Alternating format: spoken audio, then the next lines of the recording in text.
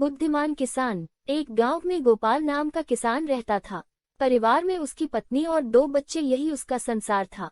गुजारा करने के लिए वह अपने छोटे से खेत में फसलें उगाता था और उन्हें बेचकर अपना और अपने परिवार के लिए 2 वक्त का खाना जुटा पाता था।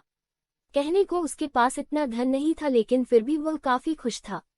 एक दिन दोपहर को वह अपनी पत्नी के साथ खेत पर खड़े होकर कह रहा था, हे भगवान, अगर बारिश हो जाए तो इस बार सभी किसानों की फसलें अच्छी हो जाए। उसकी पत्नी भी कहती है, हाँ सही कहा आपने, अगर बारिश हो जाती है तो इस बार काफी अनाज हम किसानों के पास आ जाएगा। बारिश की आस में किसानों की उम्मीदें टूटने लगती है, लेकिन बारिश की एक भी बूंद जमीन पर नहीं गिरती। परिणाम ये होता है कि सभी किसानों की फसलें बर्बाद हो जाती हैं और सूखने लगती हैं। गोपाल की फसल भी पूरी तरह बेकार हो जाती है। ये देखकर गोपाल कहता है, हे भगवान, इस बार किसानों का बहुत नुकसान हुआ है। फसलें पूरी तरह नष्ट हो चुकी हैं। मैंने तो इस फसल और बच्चों की पढ़ाई के लिए कर्जा भी ले रखा था। अब मैं इस कर्जे को कैसे चुकाऊंगा? ये सुनकर गोपाल की पत्नी गोपाल को सहारा देते हुए कहती है, कोई बात नहीं, अब जो होना था वह तो हो गया। हमारी पड़ोस वाली दीदी कह रही थी कि संतोष भैया शहर गए हैं, हो सके तो आप भी शहर चले जाए। शहर जाकर थोड़ा पैसे कमा पाएंगे तो कर्जा भी चुका देंगे। ये सुनकर गोपाल कहता है, हाँ, अब मेरे पास केवल 2 ही रास्ते हैं, या तो मैं शहर जाकर थोड़े बहुत पैसे कमा लूं या फिर खेत बेच दूं। लेकिन मैं खेत बेचना नहीं चाहता, क्योंकि हमारे पालन पोषण का यही एकमात्र सहारा है। बाद में गोपाल और उसकी पत्नी दोनों मिलकर गोपाल के शहर जाने को ही उचित समझते हैं। अगली सुबह गोपाल शहर जाने की तैयारी करता है। वह अपनी पत्नी से कहता है, सुनो, मैं खाली हाथ शहर जा रहा हूँ। कोशिश पूरी करूंगा कि कहीं अच्छा सा काम ढूंढ लूं और थोड़ा बहुत पैसा कमा लूं। जैसे ही कुछ पैसे हो जाएंगे मैं तुम्हें खर्चे के लिए भिजवा दूंगा।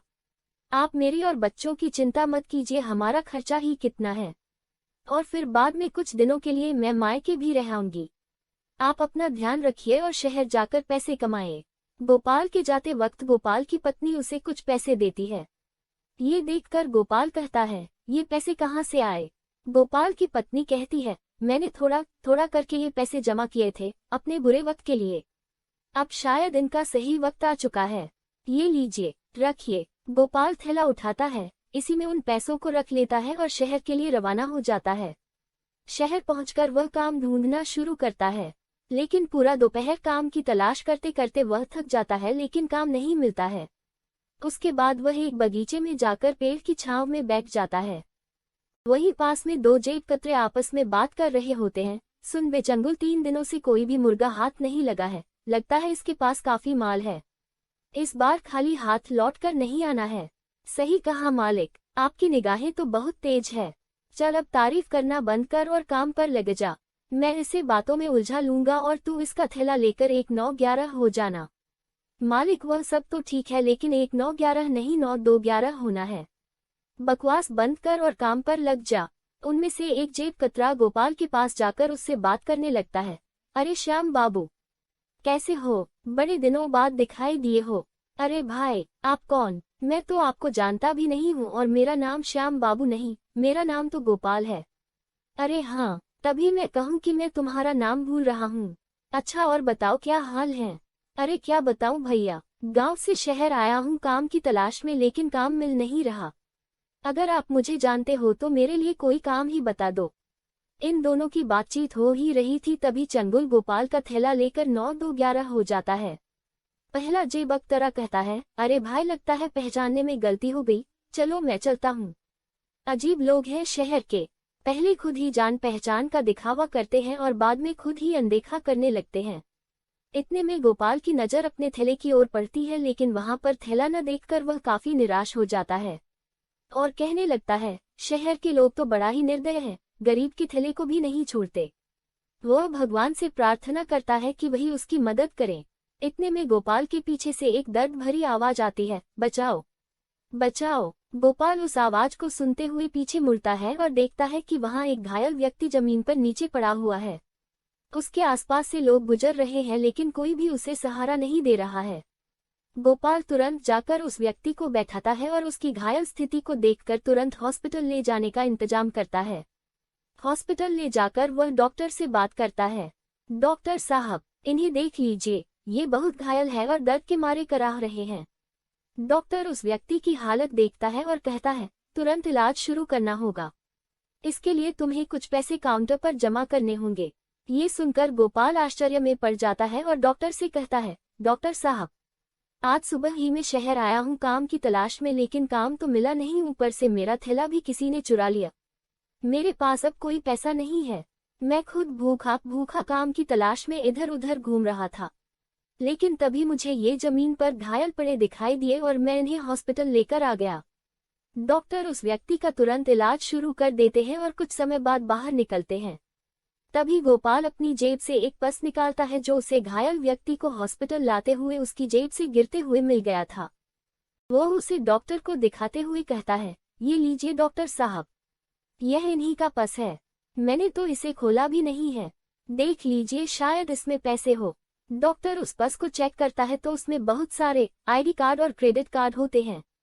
जब डॉक्टर उनकी आईडी कार्ड को चेक करता है तो उसे पता चलता है कि यह तो शहर के सबसे अमीर आदमी है।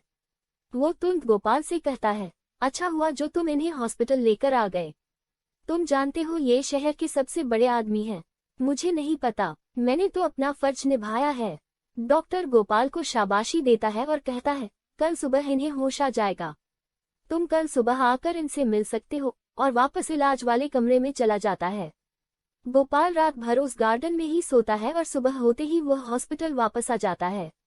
गोपाल डॉक्टर से पूछता है, डॉक्टर साहब, अब इनकी तबीयत कैसी है? डॉक्टर कहता है, अब बिल्कुल ठीक है, तुम इनसे मिल सकते हो। डॉक्टर उस व्यक्ति से गोपाल का परिचय कराते हुए कहता है, ये गोपाल जी हैं, इन्होंने ही आपकी जान बचाई है। घायल स्थिति में यही आपको हॉस्पिटल लेकर आए थे। ये सुनकर गिरधर जी घायल व्यक्ति कहते हैं, धन्यवाद मेरी जान बचाने के लिए। तुम हो कौन और क्या करते हो? तभी गोपाल कहता है, मैं गांव से शहर आया हूँ एक अच्छे से काम की तलाश में, लेकिन अभी तक मुझे कोई भी काम नहीं मिला है। मेरे ऊपर कर्जा है, मैं उस कर्ज से मुक्त होने के लिए शहर पैसे कमाने के लिए आया हूँ। गिरधर जी यह सोचकर हैरान हो जाते हैं कि यह व्यक्ति इतनी परेशानी में होते हुए भी मुझे हॉस्पिटल लेकर आया।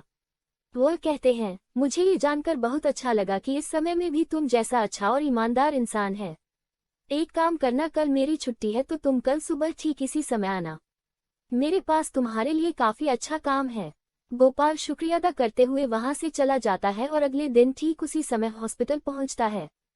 हॉस्पिटल से वे दोनों गिरधर जी के घर के लिए रवाना हो जाते हैं। घर में प्रवेश करते वक्त गोपाल उनके एक बड़े से महल और बड़ी बड़ी गाड़ियां देखकर हैरान रह जाता है और सोचता है कि यह व्यक्ति कितने अमीर होंगे। गोपाल अंदर जाकर सोफे पर बैठ जाता है। तभी गिरधर जी नौकर से उसके लिए पानी और खाने के लिए कुछ लाने को कहते हैं। गिरधर जी कहते हैं, गोपाल, तब तक तुम कुछ खा पी लो, तब तक मैं 15 मिनट में आता हूँ। गोपाल खा पीकर थोड़ा आराम करता है। तभी गिरधर जी आते हैं और कहते हैं, गोपाल, शहर के बाहर मेरी एक बड़ी फैक्ट्री है जिसमें खेती से जुड़े उत्पाद बनाए जाते हैं। खाने पीने का कोई झंझट नहीं है। वहां पर तुम्हें खाने पीने को सब मिलेगा, रहने को घर मिलेगा। अगर तुम सहमत हो तो तुम इस काम को कर सकते हो। गोपाल कहता है, ये तो मेरे लिए बहुत ही अच्छी बात है। वैसे भी मैं एक किसान हूँ, खेती बाड़ी के बारे में मुझे बहुत अच्छे से पता है। मैं इस काम को अच्छे से कर पाऊंगा। गिरधर जी कहते हैं, तुम चाहो तो अपने परिवार को भी यहाँ लाकर रह सकते हो। गिरधर जी गोपाल को कुछ पैसे देते हैं जिससे वह अपने कर्ज को चुका पाए। फिर गोपाल गांव जाता है और अपनी कर्जे को पूरी तरह चुका देता है और अपने परिवार के साथ शहर वापस लौट आता है। गिरधर जी गोपाल के दोनों बच्चों की पढ़ाई का खर्चा भी खुद ही उठाते हैं और उनके खाने पीने का और रहने का ख्याल भी रखते हैं। गोपाल खूब मन लगाकर फैक्ट्री में काम करता है और खुशी खुशी अपने परिवार के साथ रहता है।